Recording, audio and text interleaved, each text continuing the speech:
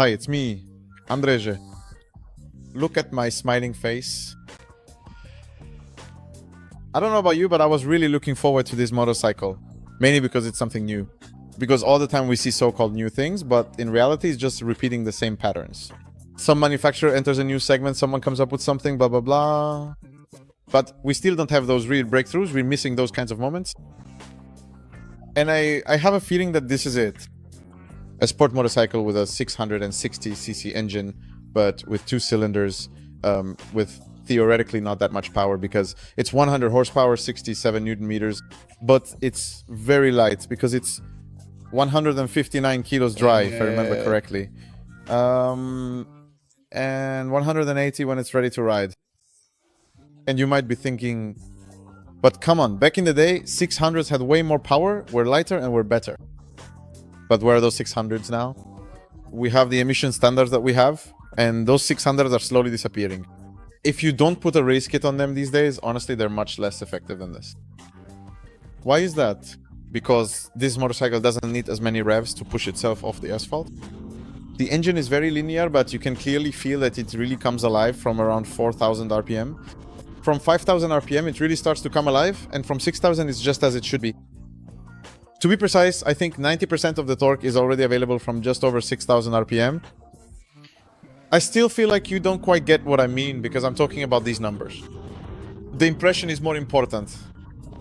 I don't know if you remember or noticed, I often say that, in my opinion, the Yamaha R3 is one of the best motorcycles you can buy for the money. And it's not just because it's relatively inexpensive, but because it's a totally versatile motorcycle. You know, new sport motorcycles are such that you sit with your legs up high, but those positions are a bit extreme because these are really race bikes with street homologation. A Yamaha R3 like this has a low seat, relatively low foot pegs, and a fairly high handlebar. And you just ride this motorcycle comfortably. At the same time, it's narrow, so you can squeeze through almost anywhere. And if you take it to the track, it turns out you can actually ride it there. And that's the difference. For example, you can ride a Yamaha R3 on the track. While this motorcycle is practically made for the track, yet it still has a fairly high handlebar and the foot pegs aren't raised up that much. For example, the foot pegs are also an interesting thing they did because they made the foot pegs very close together, which allows them to be relatively low. And on the track, theoretically, we're not supposed to scrape them. Theoretically, because we haven't had the chance to ride this motorcycle on the track yet, but I can already feel that it's going to want to do that. There was even a test rider who told us that he managed to get the same lap time on the Cremona track in Italy with this motorcycle as with his racing R6. He said that, sure, on the main straight, the R6 was faster, but this one was still doing 231 kilometers per hour at the end of the straight. So that's a serious speed. We estimate that, well, if you were to go out on the highway, 240 is no problem. Maybe this motorcycle will even do 250, so the speed is there. Right away, even when I was riding on the road, I could feel that this motorcycle, this chassis, is just something from a higher shelf. This is a motorcycle that will cost under 50,000 zlotys.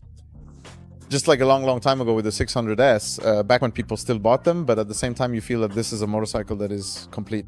This is the kind of machine that has everything, because it even has traction control. What's important is that it has a separate anti-wheelie system, which I'll get to in a moment, that we can turn off. Adjustable ABS, even with a track mode where it only works on the front wheel and not the rear, so you can also ride it super easily this way. Because the brakes are brilliant and the balance of this motorcycle is excellent. And the rest of the electronics, hold on, over there. Engine brake, brake control, and the ABS also has a cornering option. It has everything. It even has cornering lights where additional lamps light up, including the LED headlight. So it really has everything you can imagine. Quick shifter up and down, which works brilliantly. It has everything that those sport bikes costing 100,000 zlotys have right now, like the RSV4 or any other competitor. But it costs half as much, and it has just the right amount of power that we can actually use. What did I talk about with the engineers, with the representatives from Fleisch, and what made me fall in love with this motorcycle? For the fact that it lets me open up the throttle. Of course, on the racetrack, we can allow ourselves to do more, but on the road, even if we have 150 horsepower, where can we really have fun, open up the throttle, and shift through the gears a bit? Here, we actually have that chance. It gives incredible satisfaction from being able to shift gears and play with the revs. I was simply enchanted yesterday. Besides that, as I mentioned, the brakes at one point I even thought they were almost too sharp, because when I turned on the ABS, it turned out that we have 3 driving modes. Supposedly for the road, there's commute, dynamic, and individual.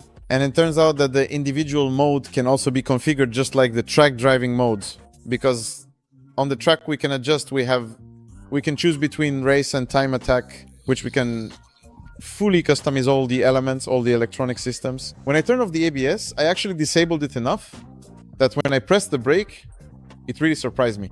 These brakes are so sharp, it's unbelievable. There's even, look, I'm noticing now there's even cruise control here. It has everything. I love this motorcycle, I really do. Unfortunately, at first I started to complain a bit. You know that the frame is powder coated. Why couldn't it be aluminum? I mean, it could have been nicely polished or something, and I started grumbling. But the guys say that they produce this motorcycle in Italy and it's supposed to be made in Italy, so unfortunately they have to find some components where they can save costs. So if they don't polish the frame and just powder coat it, well, that's a certain saving that helps keep the price at a reasonable level. Instead of outsourcing production somewhere, for example, in the Far East. I don't know what else. You know what this motorcycle reminds me of? This motorcycle reminds me of what you often write about, or what we talk about, that you miss those motorcycles, like the CBR 400RR, ZXR 400, because, let's be honest, these new 300S and 400S are nice and a lot of fun. But those chassis, the suspensions, if you want to ride on the track, you have to change everything. And those old ZXRs and CBRs were fully sport bikes, but with small engines, so you could really open up the throttle. And this is exactly that. This really is it, really is it. I'm enchanted. I have to admit, this is the motorcycle that has given me the most satisfaction this year. Not only because I was waiting for it, since it's a curiosity for me, but above all because it didn't disappoint me. Because, well, that's just nitpicking the fact that this part is painted here. And I'm not really a fan of the top triple clamp either.